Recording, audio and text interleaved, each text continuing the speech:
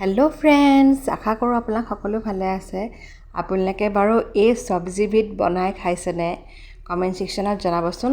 সাধাৰণতে আমি এই চব্জিবিধ চালাড কৰি খাওঁ। সেয়েহে ভাবিলোঁ এই চব্জিৰে আজি ৰুটিৰ লগত এনেকৈ বনাই খাওঁ বুলি ভাবিলোঁ। ইমানে যে সুন্দৰ হৈছিলে। আচলতে এই চালাডৰ চব্জিবিধ আপোনালোকে যদি বনাই খায় সপ্তাহত 5 দিন খাওঁ বুলিয়ে ক'ব। আপোনালোকে ঠিকেই ধৰিছে, এয়া হৈছে তিয়ঁহৰ চব্জি। ইমান যে খাই ভাল লাগিলে। সৰিয়হ দুটামান ফুটাই ল'ব লাগে, পিঁয়াজ অকণমান দিব লাগে, নিমখ হালধি আৰু জলকীয়া যিমান পাৰে সিমান দিব। খাই যে ইমানেই ভাল লাগে, আপোনালোকে ৰুটি ইখনৰ পাছত সিখনকৈ খাব।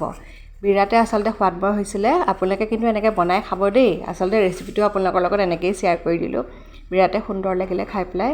আপোনালোকে ব্ৰেকফাষ্টত নহ'লে ৰাতিও খাব পাৰে। তিয়ঁহ সাধাৰণতে ৰাতি খোৱা নহয়, কিন্তু চব্জি হিচাপে আপোনালোকে খাব পাৰে। নহ'লে আপোনালোকে দুপৰীয়া ভাতৰ লগতো খাব পাৰে। বিৰাটে আচলতে খাবলৈ ভাল হয়।